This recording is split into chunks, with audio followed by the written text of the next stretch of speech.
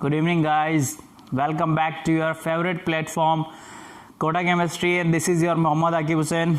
आज हम क्या कर रहे हैं, रिकॉर्डेड लेक्चर आपको भेज रहे हैं। आज लाइव नहीं आए हम, कुछ प्रॉब्लम है, ठीक है। और वैसे भी छोटा सा टॉपिक है तो इतना कोई बड़ा इशू नहीं है। कल हमने पढ़ लिया था, देखो डॉबरिनर ट्राइट्स के बारे में कि डॉबरिनर ने क्या क्या ट्राइट्स दिए। उनके ट्राइट्स में उन्होंने क्या कहा कि जो 3 एलिमेंट्स हैं, ठीक है, उनका जो एटॉमिक मास है वो कैसा होगा, कि जो सेंट्रल एटम है, सेंट्रल एलिमेंट है, उसका एटॉमिक मास उसके जो 2 अदर एलिमेंट हैं उनके एटॉमिक मास के अरिथमेटिक मीन के बराबर था। ये हमने कल डिस्कस कर लिया था, ठीक है। आज बेटा जब डॉबरिनर क्या कर रहे थे, एटॉमिक मास पे या पीरियोडिक टेबल पे अपना लॉ प्रपोज कर रहे थे, उसके ऊपर डिस्कवरी कर रहे थे, तो उनसे इनकरेजमेंट पाके जो अदर साइंटिस्ट थे वो भी क्या करने लगे, डिस्कवरी करने लगे या स्टडी करने लगे पीरियोडिक टेबल के ऊपर। तो बात कुछ सन 1866 की है या 64, कई जगह आपको मिल जाएगा। कब की बात है बेटा, बात कुछ 1866 की है। 1866 में जो साइंटिस्ट थे आपके, क्या नाम था उनका, John Alexander Newland. John Alexander Newland, उन्होंने क्या किया, एक न्यू तरीके से पीरियोडिक टेबल को प्रपोज किया बेटा। वो नया तरीका क्या था कि उन्होंने क्या किया, कोरिलेट करवाया प्रॉपर्टीज के बेसिस पे। उन्होंने फर्स्ट ऑफ ऑल पहली चीज तो यही थी कि उन्होंने जो पीरियोडिक टेबल दी वो प्रॉपर्टीज के बेसिस पे थी। किस प्रॉपर्टी, सिमिलर प्रॉपर्टी के बेसिस पे उन्होंने पीरियोडिक टेबल प्रपोज की थी। और उन्होंने क्या कराया था उस पीरियोडिक टेबल में बच्चों, उन्होंने एटॉमिक मास को फिजिकल प्रॉपर्टी से कोरिलेट करवाया था। That is the very big achievement in the chemistry at that time. उस समय जो उन्होंने किया, जो उन्होंने रिलेट करवाया एटॉमिक मास को उसकी एलिमेंट्स की प्रॉपर्टीज के साथ, वो उससे पहले कभी नहीं हुआ था। वो तो उनके लिए वो बहुत बड़ा अचीवमेंट था, एक आप कह लें कि योगदान था केमिस्ट्री के फील्ड में, कि हमें पता लगा कि हम प्रॉपर्टीज ऑफ द एलिमेंट्स को भी कोरिलेट कर सकते हैं एटॉमिक मास से। इस तरीके की उन्होंने पीरियोडिक टेबल दी, ठीक है। फर्दर वही मास फॉलो होता गया। फर्दर जितने भी साइंटिस्ट आए उन्होंने यही सब फॉलो किया, ठीक है। तो उन्होंने क्या किया, उन्होंने अरेंजमेंट किया बच्चों, कुछ इस तरीके से अरेंजमेंट किया उन्होंने कि इंक्रीजिंग ऑर्डर रखा उन्होंने एटॉमिक मास का। कैसा रखा, इंक्रीजिंग ऑर्डर, यानी पहले छोटा, फिर बड़ा, फिर बड़ा, फिर बड़ा, फिर बड़ा, बड़ा, इस तरीके से इंक्रीजिंग ऑर्डर रखा। जब उन्होंने इंक्रीजिंग ऑर्डर रखा तो उन्होंने ऑब्जर्व किया, क्या ऑब्जर्व किया बेटा, कि जब वो एलिमेंट को क्या कर रहे थे, जमा रहे थे, तो हर 8वां एलिमेंट, ध्यान से सुनना, उन्होंने क्या ऑब्जर्व किया ड्यूरिंग द एक्सपेरिमेंट और during the formation of new tables. उन्होंने क्या ऑब्जर्व किया बेटा, उन्होंने ऑब्जर्व किया कि हर 8वां एलिमेंट जिसकी प्रॉपर्टी किसके जैसी थी, पहले एलिमेंट की तरह थी। समझ में आ रही है बात? हर 8वें एलिमेंट, यानी 1 से स्टार्ट किया 8 तक गए, तो 8वें एलिमेंट की जो प्रॉपर्टी आ रही थी, 8th एलिमेंट की जो प्रॉपर्टी थी वो फर्स्ट एलिमेंट की तरह थी, यानी रिपीट हो रही थी। यानी 8 से आगे वापस आप जाओ, 2 से आप जाओ 9 तक तो भी 8 एलिमेंट हो रहे हैं, 3 से आप चले जाओ 10 तक तो भी 8 एलिमेंट हो रहे हैं। यानी एवरी 8 एलिमेंट के बाद जो प्रॉपर्टी है वो रिपीट हो रही थी फर्स्ट एलिमेंट की तरह। तो उन्होंने क्या किया, पहली बात तो वो क्या थे बच्चों, म्यूजिक के लवर थे। क्या थे, म्यूजिक लवर, प्यार करते थे म्यूजिक से, होते हैं ना बहुत सारे। और केमिस्ट्री लवर भी थे। तो दोनों को उन्होंने क्या किया, मिक्स कर दिया। और उन्होंने बोला कि जो ये रिपीटेशन दिख रहा है ये म्यूजिक के नोट्स की तरह है। म्यूजिक में जिस तरह 8 नोट के बाद, 7 नोट के बाद 8वां नोट जब रिपीट होता है, सेम एज इट इज यहां पर भी क्या हो रहा है, जब हम अरेंजमेंट कर रहे हैं increasing order of atomic mass का, एलिमेंट्स का, तो क्या हो रहा है, हर 8वां एलिमेंट जिसकी प्रॉपर्टी रिपीट हो रही है फर्स्ट एलिमेंट की तरह। ये किसने बताया था, हमें ये बताया न्यूलैंड्स ने। इतनी बात समझ में आ गई है आपको? चलो इतना अभी हम नोट डाउन कर लेते हैं, जल्दी से फटाफट से नोट डाउन कर लेते हैं। देखो, है ना? चलो भाई,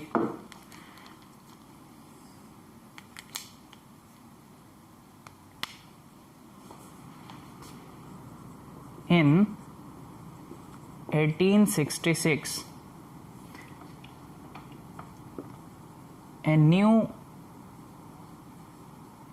English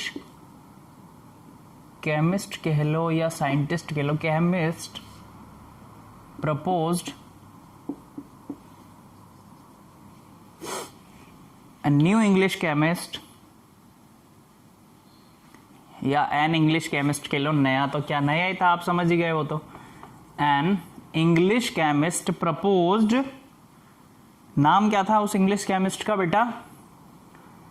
John Newland.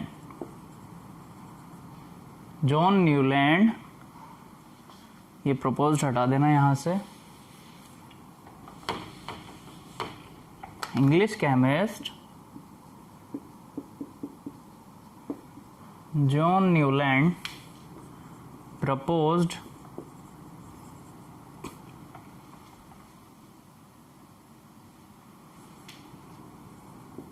a new system of grouping with similar properties। क्या किया उन्होंने? ग्रुपिंग किस तरीके से की बेटा? प्रॉपर्टी के बेसिस पे की, जिस भी एलिमेंट की सिमिलर प्रॉपर्टी है उसको हम अलग ग्रुप में रख देंगे, जिसकी प्रॉपर्टी डिफरेंट है उसको हम अलग ग्रुप में रखेंगे, ठीक है?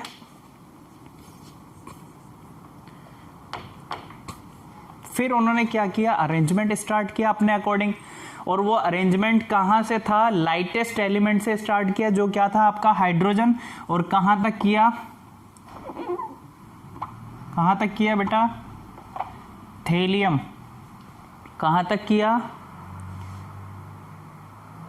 थोरियम तक किया। कौन सा एलिमेंट है? 56th। क्योंकि उस वक्त तक जब वो क्या कर रहे थे, अपना जो लो दे रहे थे, उस वक्त तक सिर्फ 56th एलिमेंट की ही डिस्कवरी हुई थी, ठीक है? तो उन्होंने स्टार्ट जो किया था बच्चों, वो लाइटेस्ट एलिमेंट से किया और खत्म कहां पर किया? थोरियम पे, जो 56th एलिमेंट था, ठीक है?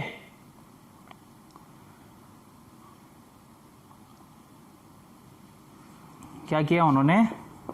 ही arranged the known elements, he arranged all the known elements, लिख लो, सारे जितने भी थे उसको सबको ही किया था उन्होंने ना। he arranged all the known elements with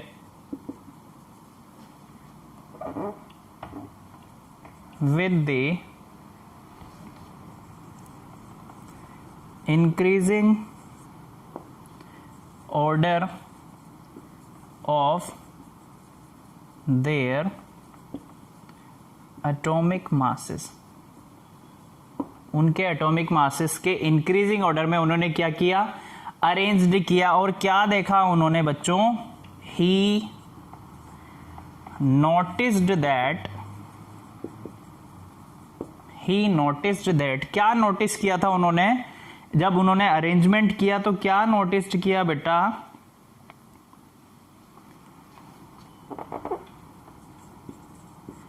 the properties of eighth element, properties of eighth element, every भी लिख लो, ताकि आप यूं नहीं सोचो कि आठवां ही है क्या, सिर्फ हर आठवां था बेटा, हर आठवां element, every eighth element, every eighth element were similar to the properties of first element of the first element। कैसा था बेटा, हर आठवां एलिमेंट अपनी प्रॉपर्टी किसकी तरह रख रहा था, फर्स्ट एलिमेंट के जैसा, ठीक है।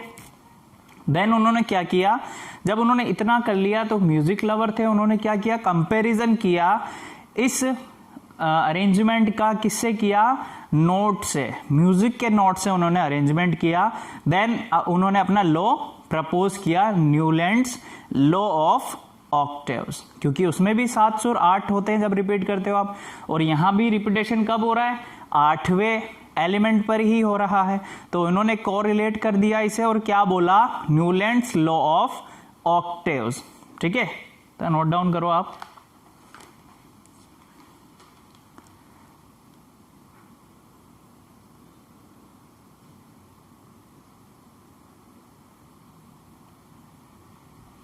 चलो इतनी बात क्लियर है आपको। तो उन्होंने क्या किया, उस अरेंजमेंट को कंपेयर किया किससे, म्यूजिकल नोट से, म्यूजिकल स्केल से। जब उन्होंने म्यूजिकल स्केल से उसे कंपेयर किया तो क्या देखा बच्चों, उन्होंने यही देखा कि जैसे उसमें रिपीटेशन होता है, सा रे गा मा पा धा नी सा, तो ऐसे ही यहाँ पर जब उन्होंने अरेंजमेंट किया तो यहाँ पर भी क्या हो रहा था, रिपीटेशन हो रहा था। तब उन्होंने इस लॉ को क्या नाम दिया, न्यूलैंड्स लॉ ऑफ ऑक्टेव्स। अब इस लॉ के अकॉर्डिंग क्या था वो देखो जरा, अकॉर्डिंग टू, ये लॉ क्या स्टेट करता है वो देख लो, according to Newlands law of octaves क्या है, दी, क्या था बेटा, ये क्या स्टेट करता है, आपसे पूछा जाए कि बताओ कि लॉ ऑफ ऑक्टेव क्या है, या स्टेटमेंट क्या है, या प्रिंसिपल क्या है, तो आप लिख सकते हो, when elements are arranged in the order of increasing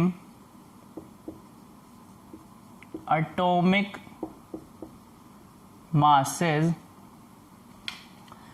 when elements are arranged in the order of increasing atomic masses, then every 8th element is, ये इज नहीं लिख के क्या लिखते हैं हम,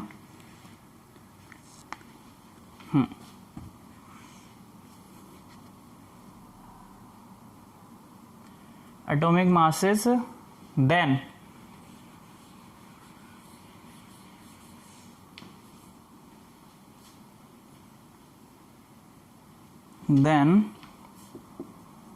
the properties of every element, अब ठीक है ना, properties of every element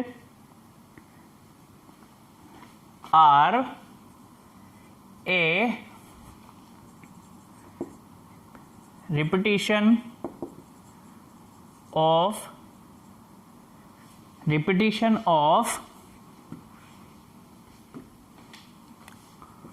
the properties of first element किससे किया उन्होंने कि जो एट्थ एलिमेंट की प्रॉपर्टी है वो किससे रिपीट करिए बेटा, फर्स्ट एलिमेंट की प्रॉपर्टी की तरह, like the eighth note of a musical scale। ठीक है, ये था उनका जो उन्होंने लॉ दिया था अपना ऑक्टेव का वो ये है कि जब उन्होंने क्या किया, इंक्रीजिंग ऑर्डर में एलिमेंट्स को अरेंज किया, ठीक है, इंक्रीजिंग ऑर्डर में अरेंज किया। इंक्रीजिंग कहाँ, अरेंजमेंट कहाँ से स्टार्ट था, हाइड्रोजन से, एंड खत्म कहाँ पे हो रहा था, थोरियम पे, जो 56th एलिमेंट था, उस वक्त इतने ही डिस्कवर हुए थे। तो उन्होंने क्या देखा कि आफ्टर दी 8th इंटरवल, हर 8वें एलिमेंट्स के बाद वो क्या दिख रहा है कि सेम दिख रहा है पहले की तरह। तो उन्होंने उसका कंपैरिजन करा दिया म्यूजिकल स्केल की तरह कि किस तरीके से है वो, जिस तरीके से म्यूजिकल नोट्स होते हैं वो रिपीट होते हैं आफ्टर 8वां जो है वो रिपीट होता है, सेम ऐसे ही एलिमेंट्स भी अपनी प्रॉपर्टी को क्या कर रहा है, रिपीट कर रहा है। तो उस बेसिस पे उन्होंने क्या किया बेटा, एक टेबल फॉर्म की थी, हम यहीं पर बना रहे हैं। देखो यहां पर लिखते हैं हम म्यूजिकल नोट, म्यूजिकल नोट्स, ठीक है।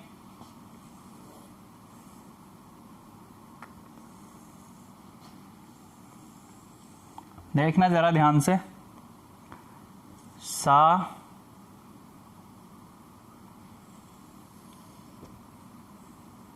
सही से लाइन नहीं खींचती, सीधी लाइन खींच लेते हैं, थोड़ा अच्छा लगेगा ना। उनका अरेंजमेंट देख रहे हैं बेटा हम, सा रे गा मा पा धा नी, ये अरेंजमेंट था उनका ना। ये म्यूजिकल नोट से कैसे उन्होंने अरेंज किया वो जो हम देख रहे हैं बेटा यहां पर, ठीक। ये म्यूजिकल नोट्स हैं, सारे गामा पा धा नी। इधर हम लिखेंगे एलिमेंट्स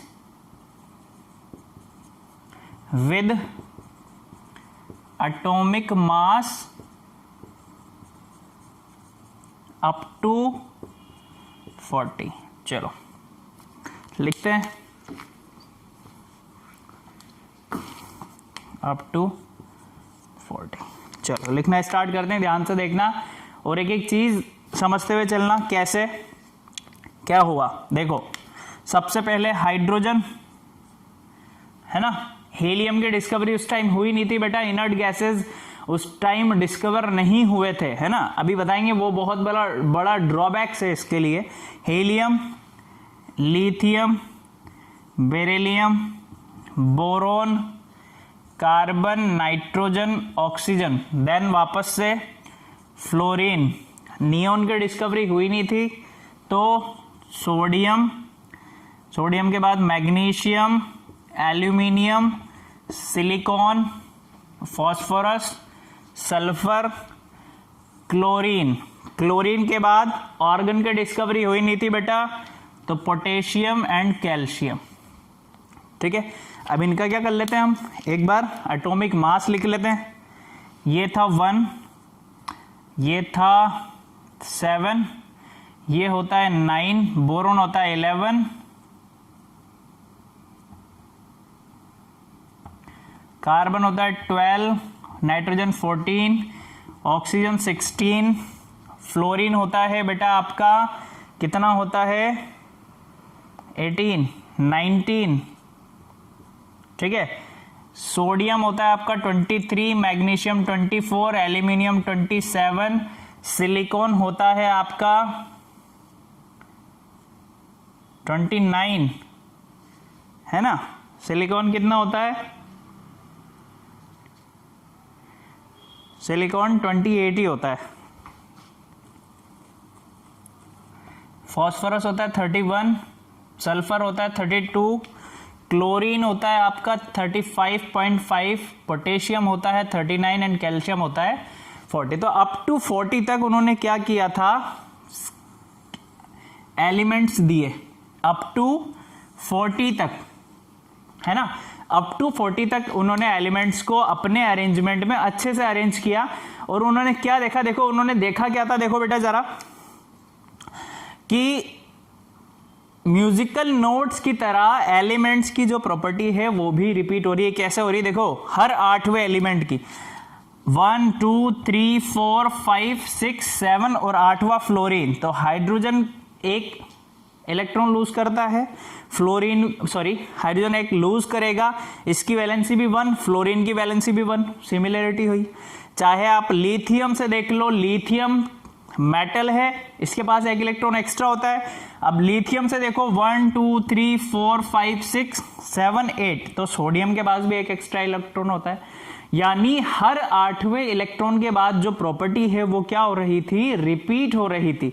इस तरीके का उन्होंने अरेंजमेंट किया था और ये अपने अरेंजमेंट में उन्होंने देखा था, तो उन्होंने इसे क्या नाम दिया बेटा, लॉ ऑफ ऑक्टेव्स। देखो अभी यहां पर क्लियर नहीं हुआ है, तो इसे एक और तरीके से हम देख सकते हैं। यहां पर देखो,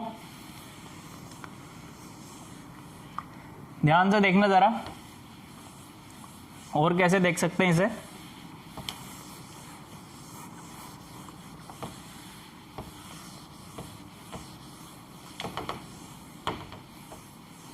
देखो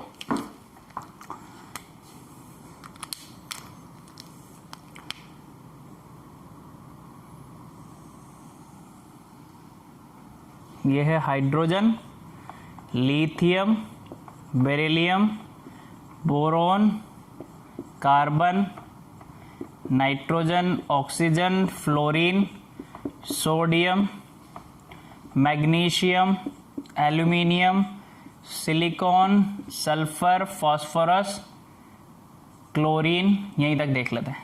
ठीक है, देखो जरा, ये हम आपको समझा रहे हैं प्रॉपर्टी कैसे रिपीट हो रही है बेटा, है ना, वो चीज है ये, ध्यान से देखना। चलो यहां लिखते हैं अपन सा रे गा मा पा धा नी। 7 ही सुर होते हैं, 7 ही होते हैं, किसी के में 8 तो नहीं होते, 8 होते हैं वैसे तो। देखो ये सा रिपीट होता है वापस, सा रे गा मा पा धा नी सा। चलो अब आते हैं हम कि कैसे रिपीट हो रहा था वो देखने के लिए जरा। तो हम आए लिथियम के बाद, तो 1 2 3 4 5 6 7 8, तो लिथियम का जब कंपैरिजन किया तो इसकी प्रॉपर्टी सेम आ रही थी सोडियम की तरह। ठीक है, यही अभी भी हम यही पढ़ते हैं। बेरिलियम को कंपैरिजन किया 8th एलिमेंट से, तो ये हो रहा था मैग्नीशियम की तरह। बोरॉन की प्रॉपर्टी शो हो रही थी एल्यूमिनियम की तरह। कार्बन अपनी प्रॉपर्टी शो कर रहा था सिलिकॉन की तरह। कार्बन की वैलेंसी भी 4 होती है, सिलिकॉन की वैलेंसी भी 4 होती है। कार्बन भी कैटिनेशन शो करता है, सिलिकॉन भी कैटिनेशन शो करता है। कैटिनेशन मींस अपने ही सेल्फ लिंकिंग करके कार्बन कार्बन से जुड़ के बहुत सारे कंपाउंड बनाता है। सेम सिलिकॉन भी सिलिकॉन से जुड़कर बहुत सारे कंपाउंड बनाता है। तो प्रॉपर्टी क्या हो रही थी, सेम हो रही थी, है ना। देखो नाइट्रोजन सल्फर की तरह सेम, ऑक्सीजन फास्फोरस की तरह, और फ्लोरीन क्लोरीन की तरह। ठीक है, तो इस तरीके से क्या था, प्रॉपर्टी रिपीट हो रही थी। और अभी यही देखा जाता है, जब फर्दर पूरी डिस्कवरी हो गई कंप्लीट, तो यही देखा गया बेटा। ठीक है, चलो अब मैं इधर रब कर रहा हूं और क्या लिखने वाला हूं अभी, मेरिट्स। न्यूलैंड्स ने जो अच्छी बातें बताई हमें, जो कैरेक्टरिस्टिक्स हैं न्यूलैंड्स लॉ की, वो लिखने वाले हैं हम अभी। चलो इस साइड लिख देते हैं, कैरेक्टरिस्टिक्स ऑफ, या मेरिट्स डाल के लिख लेना। एक बार मेरिट्स लिखेंगे, एक बार लिमिटेशंस या डी मेरिट्स लिखेंगे तो क्लियर हो जाए। कई बार पूछ ली जाती है आपसे एग्जाम में बेटा, merits of Newlands law, merits of Newlands law. तो फर्स्ट मेरिट्स तो यही थी कि उन्होंने क्या किया, इंक्रीजिंग ऑर्डर दिया हमें एटॉमिक मास का, जो उससे पहले किसी साइंटिस्ट ने नहीं दिया था। ये बहुत बड़ा अचीवमेंट था। दूसरी चीज उन्होंने क्या कराया, कोरिलेट कराया प्रॉपर्टी को एटॉमिक मास से, that is very big achievement, दूसरी बड़ी चीज। तीसरी चीज उन्होंने क्या किया कि लो रिएक्टिविटी एलिमेंट को क्या किया, एक साथ बॉक्स में रखा उन्होंने। लो रिएक्टिविटी वालों को या लाइटर वेट वालों को एक साथ उन्होंने ग्रुपिंग की। तो ये 3 मेरिट्स हैं किसके, न्यूलैंड्स लॉ के। तो 1 by 1 we are writing, let me write here.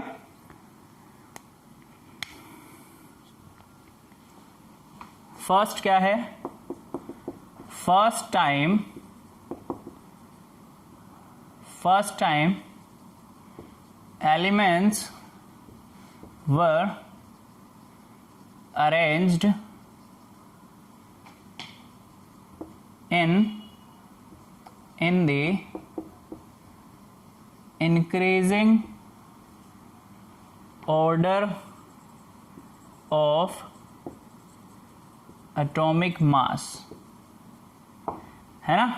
पहली बार क्या हुआ था, इंक्रीजिंग ऑर्डर दिया गया था, ठीक है बेटा। सेकंड अगर मेरिट की बात करें हम, तो सेकंड मेरिट क्या थी,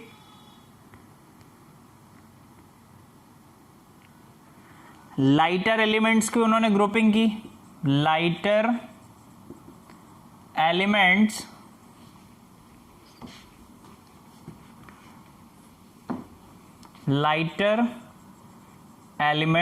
वर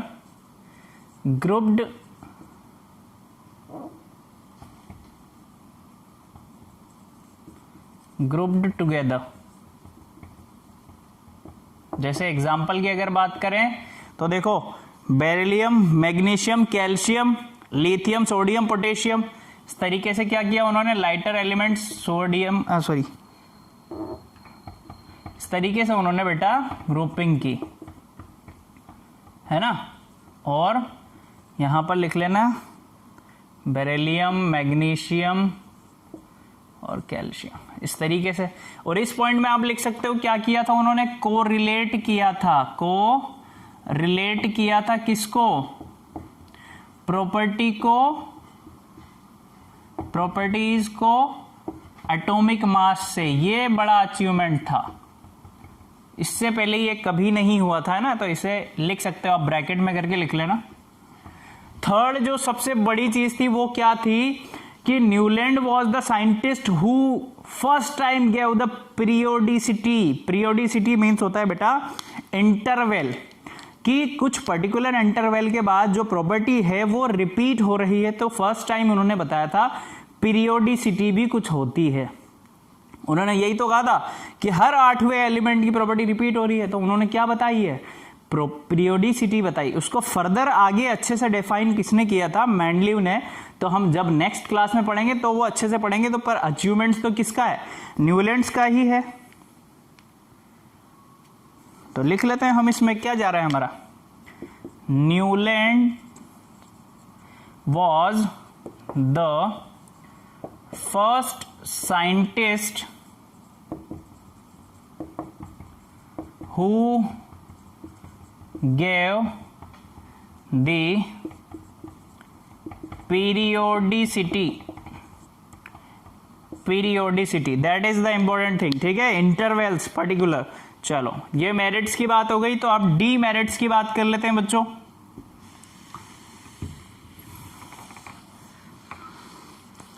नोट डाउन कर लो आप जल्दी से वो,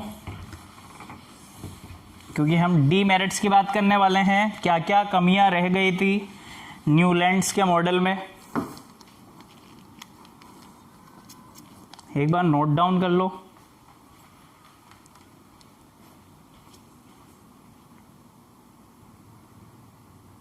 चलो यहां पर हमने क्या किया है, अभी लिमिटेशंस लिखे हैं ताकि टाइम ज़्यादा कंज्यूम नहीं हो हमारा। बच्चों लिमिटेशंस क्या थे, देखो सबसे पहला जो ड्रॉबैक था या डीमेरिट्स आप कह लो, लिमिटेशन कह लो न्यूलैंड्स लॉ की, ये थी कि न्यूलैंड्स लॉ जो बना था वो लाइटर एलिमेंट्स के लिए बना था अप टू कैल्शियम, यानी हेवियर एलिमेंट्स को अगर देखा जाए तो उनकी प्रॉपर्टी क्या थी, कहीं ना कहीं डिफरेंस थी, ठीक है। अप टू कैल्शियम जो प्रॉपर्टी रिपीट हो रही थी वो सही थी, ठीक है। पहला ड्रॉबैक यही था। फर्दर दूसरा ड्रॉबैक क्या था बच्चों, यहां पर देखो कि न्यूलैंड्स ने क्या सोचा कि अगर 56th एलिमेंट अभी तक डिस्कवर हुए हैं तो इतने ही एलिमेंट से पीरियोडिक टेबल बनेगी, फर्दर और न्यू एलिमेंट्स की डिस्कवरी नहीं होगी। तो उन्होंने कोई ब्लैंक प्लेस नहीं छोड़ा, पहली बात तो कि नया एलिमेंट आए तो कहां रखेंगे उसे, ठीक है। तो उनके अकॉर्डिंग क्या था, सिर्फ इतना ही है जो पीरियोडिक टेबल में 56th एलिमेंट से ही बना हुआ है और आगे कुछ डिस्कवरी नहीं होगी। जब कुछ नया एलिमेंट डिस्कवर हुआ तो उस लॉ को वो फॉलो नहीं कर पाया, ठीक है। थर्ड डिस्कवरी ये थी कि उन्होंने क्या किया था, कुछ एलिमेंट्स को सेम स्लॉट में रख दिया था, जैसे कोबाल्ट और निकल को रख दिया उन्होंने, और उन दोनों को भी किसके साथ रख दिया, किसी अनलाइक एलिमेंट्स के साथ, जैसे क्लोरीन के साथ उन्होंने रख दिया, फ्लोरीन के साथ रख दिया, तो जबकि उन्हें रखना क्या चाहिए था, आयरन के साथ रखना चाहिए था, कोबाल्ट और निकल को, उनकी प्रॉपर्टी सेम होती है, बट ऐसा उन्होंने नहीं किया, तो इस वजह से वो डिस्कार्ड हो गए। लास्ट एंड इंपॉर्टेंट चीज, सबसे ज्यादा after the discovery of inert gases, जो 8वां एलिमेंट था वो इनर्ट गैस हो गया, जैसे hydrogen, helium, lithium, beryllium, boron, पहले तो सेकंड हीलियम ही गया है ना, तो हीलियम से देखा जाए तो lithium, beryllium, boron, carbon, nitrogen, oxygen, fluorine, neon, neon आ गया वापस से। तो हर 8वें एलिमेंट की जगह वो क्या हो रहा था, हर 9th एलिमेंट की प्रॉपर्टी रिपीट हो रही थी, ठीक है, तो इस तरीके से हो चुका था। तो after the discovery of inert gas वो वाला रूल भी टोटली डिस्कार्ड, तो इस वजह से न्यूलैंड्स लॉ को फर्दर आगे ज्यादा इंपॉर्टेंस नहीं दी जाती है। क्लियर है। अब कल की वीडियो में या कल के लेक्चर बहुत इंपॉर्टेंट होने वाला है, क्योंकि हम टोटली डिस्कस करेंगे मेंडलीव पीरियोडिक टेबल के बारे में। मेंडलीव ने क्या क्या लॉ लगाए, कैसे कैसे उन्होंने पीरियोडिक टेबल फॉर्म की, किस बेसिस पे उन्होंने फॉर्म की थी, क्या क्या उनके मेरिट्स थे, क्या क्या ड्रॉबैक्स रहे, जिसे मोजले ने आगे फर्दर क्लासिफाई किया या ड्रॉबैक को कमबैक ओवरबैक किया, ठीक है, तो वो हम नेक्स्ट क्लास में पढ़ने वाले हैं, तो नेक्स्ट क्लास में आना मत भूलिएगा। Okay, thank you so much, पढ़ते रहिए, और कुछ भी डाउट हो तो आप पूछ लीजिएगा। Okay, bye.